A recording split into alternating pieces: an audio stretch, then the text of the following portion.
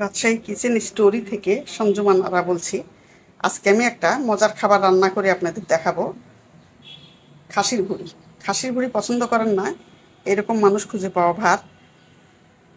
আজকে দেখে নিন আমি কিভাবে এই মজাদার খাবারটা রান্না করছি।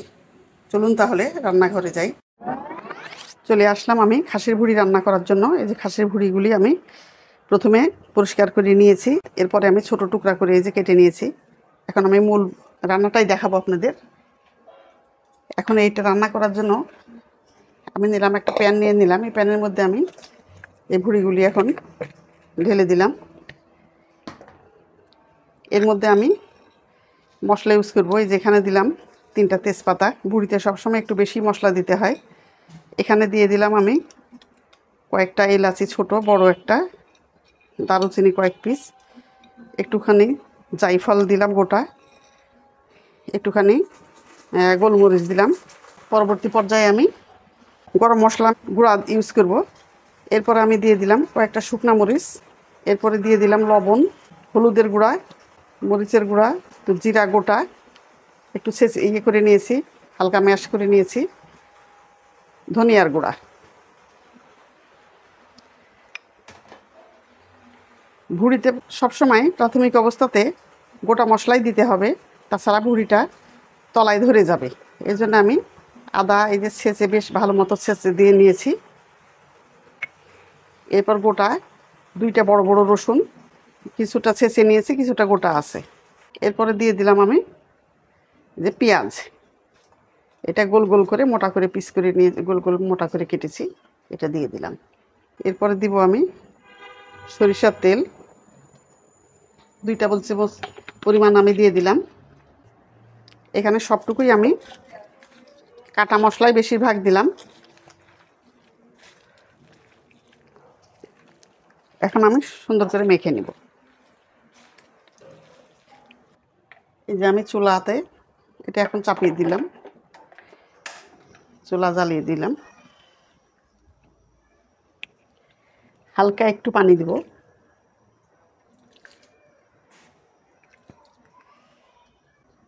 ভুড়ি রান্না হতে অনেক টাইম লাগবে।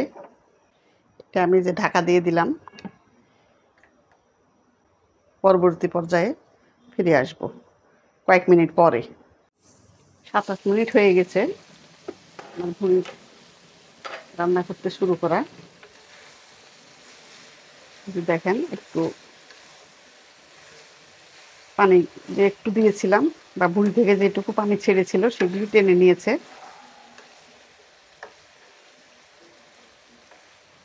এখন আমি এই পর্যায়ে আমি কিছু এই ভুড়ির উপর থেকে, যখন ভুড়িটা গরম করে নিয়েছিলাম কাটার আগে, সেই ভুড়ির পানির উপর থেকে আমি এই খাসির চর্বিগুলি উঠিয়ে নিয়েছিলাম।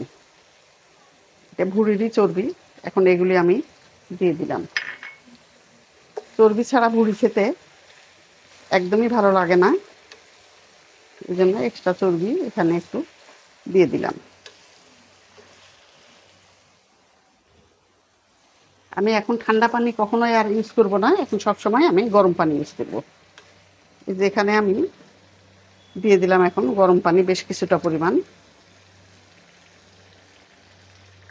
কারণ এটা সিদ্ধ হতে অনেক দেরি হবে।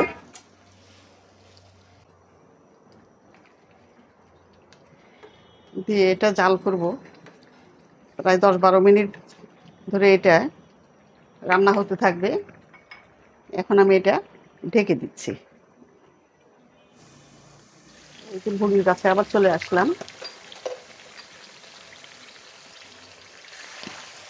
এটা অনেকক্ষণ ধরে জাল হচ্ছে, প্রায় 20 মিনিট জাল হচ্ছে। এর মধ্যে আমি কয়েকবার ক্যামেরাতে নেড়ে দিয়েছি।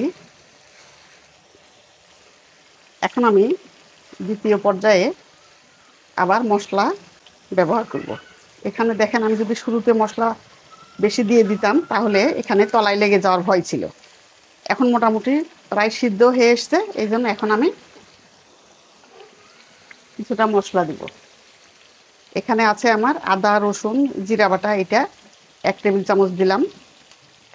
গরম মশলার গুঁড়া, এখানে সব রকম মশলাই আছে, জায়ফল, জয়ত্রী, ছোট এলাচ, বড় এলাচ, ধনিয়া, মৌরি, একটুখানি জিরা, এগুলি আমি নিজেরই তৈরি করা এটা ওই মশলাটা।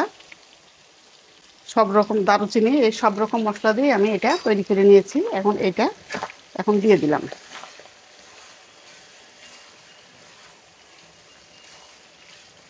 এখন এর সাথে আমি দিয়ে দিব বেশ কিছুটা পেঁয়াজ। আমি এখানে এক মুষ্টি পরিমাণ পেঁয়াজ দিয়ে দিলাম। আমার কাছে মনে হচ্ছে ঝালটা একটু কম হয়েছে, এই জন্য আমি একটুখানি আবার 1 টেবিল চামচ পরিমাণ গুঁড়া মরিচ দিয়ে দিলাম। একটু লবণও কম হয়েছে, আমি একটুখানি লবণও দিয়ে দিলাম।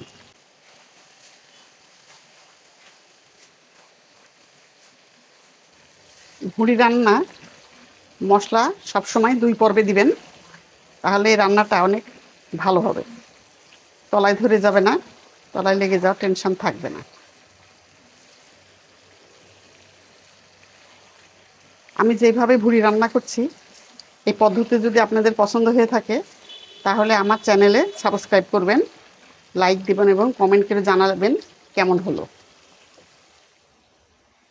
এখন আমি এই পর্যায়ে আরেকটু পানি দিয়ে দিব, আর একবার পানি দিব, এটাই শেষ।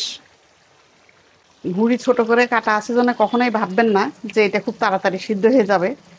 ভুঁড়ি একটা রাবারি জিনিস, এটা সিদ্ধ হতে একটু দেরি হয়। মাংসর থেকে ভুঁড়ি সিদ্ধ হতে একটু বেশি টাইম লাগে। এখন আমি এটা ঢেকে দিয়ে আরও 10-15 মিনিট ধীর আঁচে রেখে জাল করে নেব। এটা রান্না হতে থাকুক, পরে ফিরে আসছি 15 মিনিট পরে। ফিরে আসলাম 15-20 মিনিট পরে। ধীর আঁচে রেখেছিলাম, যতটুকু পানি দিয়েছিলাম এগুলি সবই শুষে নিয়েছে। এই যে এখন এরকম হয়েছে ভুঁড়ি রান্না, এটা সিদ্ধ হয়ে গেছে। কিন্তু এখন এটা আমি ধীর আঁচে রেখে বেশ কিছুক্ষণ 15 মিনিট 20 মিনিট ধরে ধীরে ধীরে নাড়াচাড়া করে তারপরে আবার ফিরে আসবো। এখন আমি ঢেকে রাখবো খুব ধীর আঁচে দিয়ে, তারপরে আপনাদের দেখাচ্ছি এর পরবর্তী সময়। ফিরে এলাম 20 মিনিট পরে। এই 20 মিনিটের মধ্যে আমি অনেক নাড়াচাড়া করে দিয়েছি, সবসময় নাড়াচাড়ার মধ্যেই ছিলাম। একটু ভাজা ভাজা হয়ে আসছে, কিন্তু তেলের মধ্যে আছে জন্য এটা মনে হচ্ছে পানি আছে। এখানে একটুও পানি নাই, সব পানি মরে গেছে। এই যে আমার হয়ে গেল খাসির ভুঁড়ি রান্না।